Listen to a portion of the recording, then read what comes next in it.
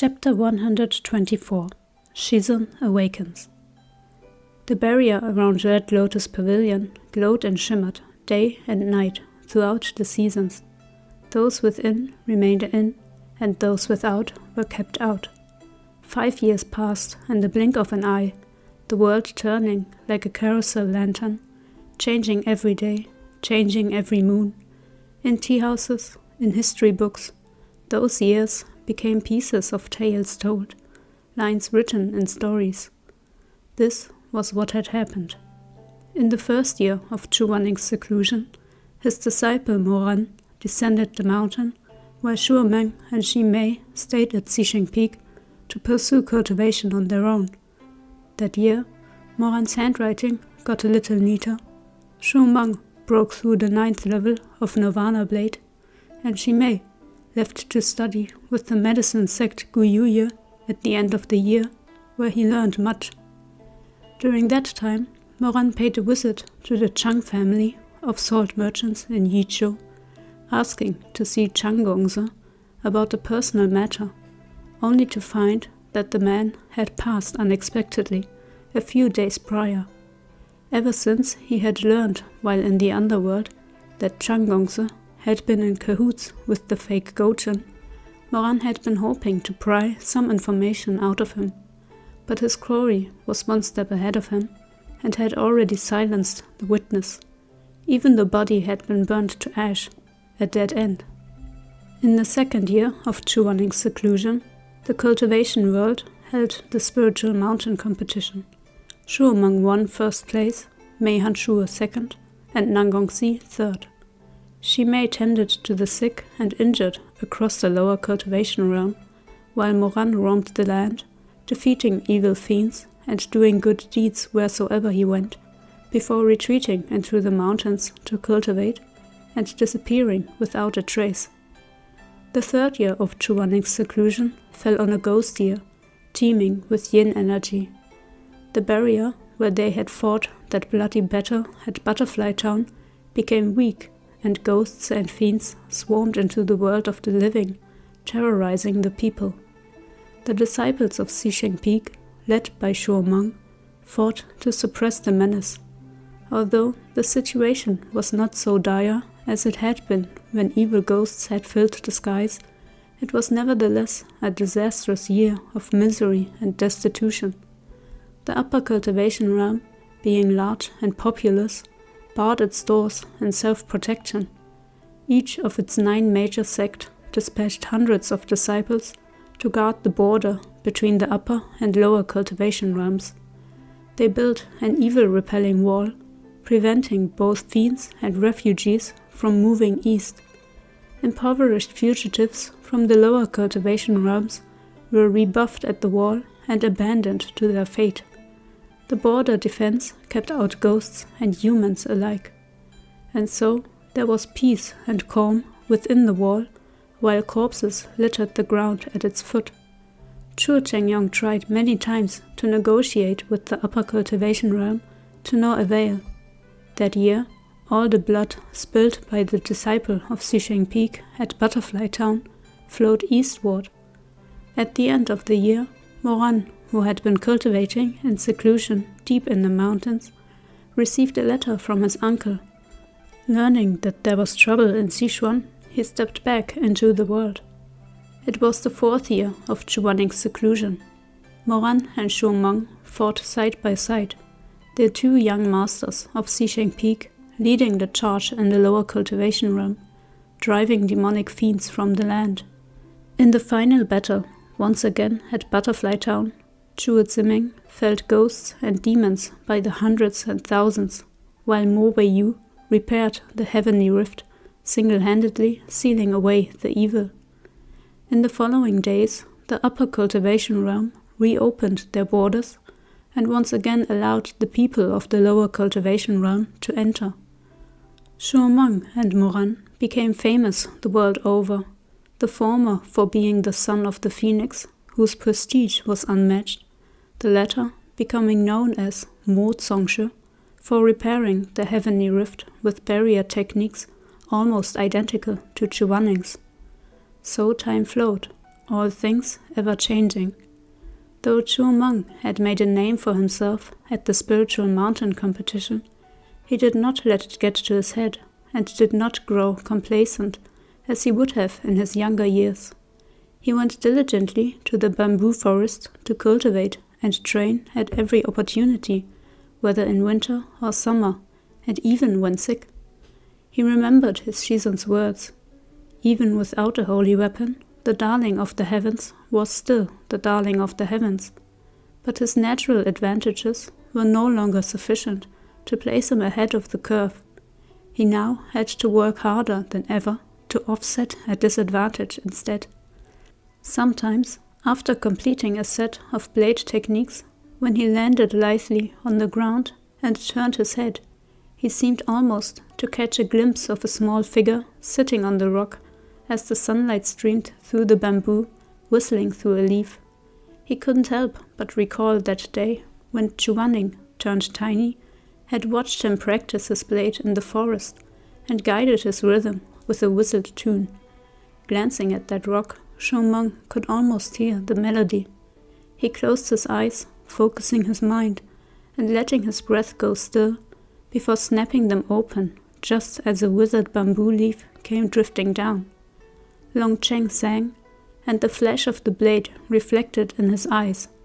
The shadow of the blade extended and retracted with intent, its strike swift as the surging tides and the flash of lightning, its withdrawal unhurried as the flurrying of snow in the endless sky.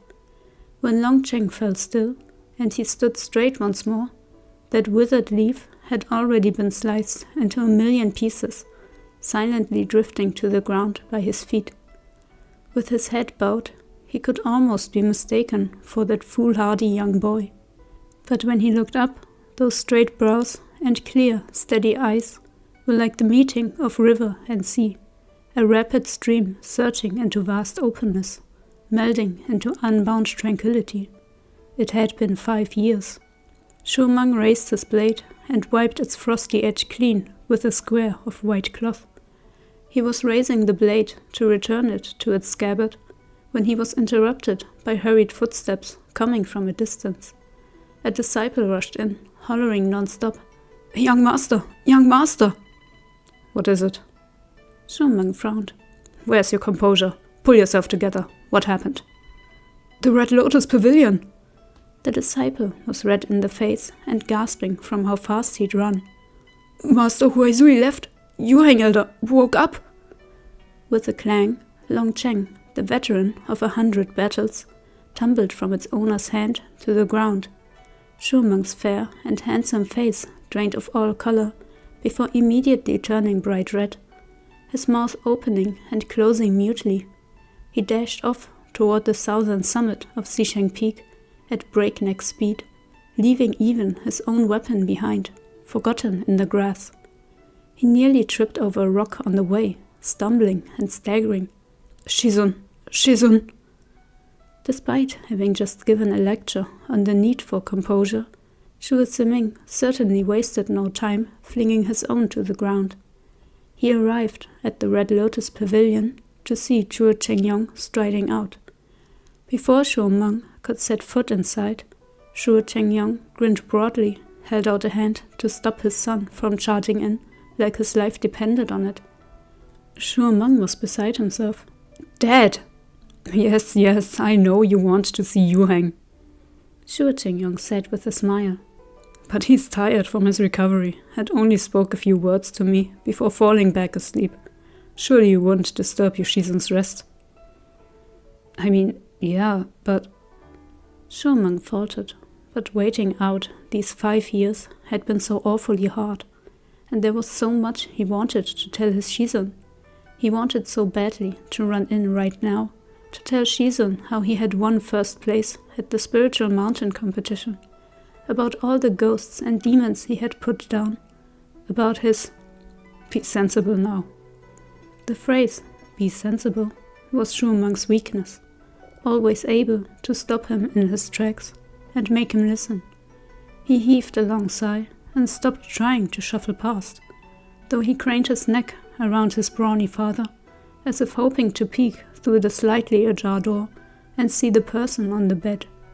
Chu Wanning pressed his lips together, not quite willing to give up. Can I just go in and take a quick look at Shizun? I won't make a sound.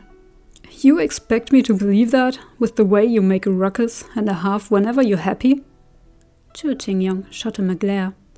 Don't think I've forgotten how you won at the Spiritual Mountain competition, and acted so suave in front of outsiders, but hollered about it for 4 or 5 days straight the minute you got home. You wouldn't stop telling people how you kicked Nangongxi off his wolf. You told the story so many times, even Auntie Li at Mengpo Hall can recite it word for word. You? Not make a sound? Huh. Fine. Chu Wanning relented, drooping where he stood. Father is right. Well, of course. When has your dad ever been wrong? Chu Wanning made a sour face, but he still had to know. Dad, how's Shizun doing? Pretty good. Master Huaizui even managed to purge the remaining poison from the heart-plug willow.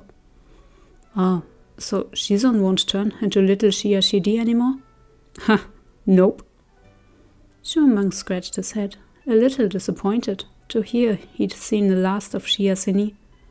Then what about everything else? Is he feeling okay? Don't worry, he's fine. The only thing not fine was the look on his face when he found out he'd been asleep for 5 years. Chu Qingyang chuckled as he recalled Chu Wanning's expression. Good thing he's still tired, or else he'd be grilling me this very minute. Oh yeah, speaking of. Suddenly, recalling something, he said, Wenger, do me a favor. Your Shizun missed quite a bit, out of the world as he was for so long.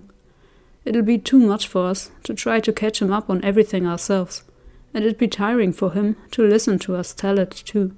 How about this? Go ask your mom for some money and make a trip down the mountain to buy some books in Wuchang Town. Don't they have those chronicle-type books? The ones where they record everything big and small? Get him a couple to read. Chu Wanning could practically smell his ulterior motives. His sly old fox of a dad obviously thought his son was being a bother and was trying to kick him off the mountain with the excuse of an errand. But then again, the errand was for his Shizun, so it was not unacceptable. Chu Wanning was asleep now anyway, and it was true that Chu Wanning might not be able to contain himself if he were to enter the room right now. There was a chance he'd end up running over and waking him. So he sighed and mumbled reluctantly. Fine, I'll go get the stinking books. Get a couple different ones, for both the upper and lower cultivation realms. Yuheng likes to read anyway. Okay, alright. So it was that Chu Wanning lumbered dejectedly down the mountain alone. He wasn't much of a reader himself. When he finally arrived at the booksellers at Wuchang Town, he scanned the titles but couldn't figure out what was what. He squatted down to ask the vendor, Uncle, do you have any books about recent events in the cultivation world? Can you pick me a couple? The vendor, who was quite excited to see a disciple from Xixing Peak, even if he didn't recognize the son of the Phoenix, Chu Xingming himself, responded with great enthusiasm. Books about recent events? Of course, of course. I've got both historical chronicles and fictional adaptations. All kinds of biographies and annals. Regional chronicles, demon suppression records, even manuscripts from 10 of the most famous storytellers in the land. What would Xianjun like? All this babbling was giving Chu Wanning a headache, so he waved a hand and said, Just give me all of it. Money is no issue. The phrases most dear to a businessman are not, I love you, I care about you, or I want you, but I'll buy it, money is no issue, and one of each. Thus, the vendor immediately grinned from ear to ear, rubbing his hands together as he turned to gather piles of books from the rack to fulfill Chu Wanning's order. With nothing better to do, Chu Wanning casually flipped through some of the books on the stand. Soon he happened across a thin little booklet that seemed rather interesting. The page he'd flipped open read, Cultivation World Wealth Ranking. First place, Jiangxi. Rainbow Isle Guyuye sect leader. Second place, Nangong Liu, Linyi Rufeng sect leader. Third place, Ma Yun, West Lake Tao Bao estate master. And so on and so forth, down the entire page covered in tiny writing. Chu Wanning at once got fired up, eager to discover his own rank. He scanned the page 4 times, then 5, then again, until his eyes started to cross, yet still couldn't find the name Chu Wanning. Somewhat crestfallen, then a little mad, but mostly undeterred, he flipped the page to continue looking. But on the next page, he only saw a few more names, followed by the line, "Due to time and resource constraints, rankings only go to 100, and those after will not be listed." Chu Wanning flung the booklet to the ground in a fit of rage. "Am I that fucking broke?" The vendor jumped, startled. Seeing the book Chu Wanning had been reading, he scooped it up and hurried to mollify him, saying, "Don't be angry, Shizun. These ranking booklets are just made up by folks willy-nilly. And on top of that, each region has its own version in circulation. If you buy one in Linyi, number 1 on the gentleman ranking is definitely gonna be sect leader Nangong. It's just something people thumb through to pass the time. Don't be mad, don't be mad." His words seemed reasonable enough, and Chu Wanning was curious about the remainder of the booklet's contents, so he huffed, took it back from the vendor, and flipped through a few more pages at random. This time, he saw an even more peculiar ranking. Young Master Ego ranking,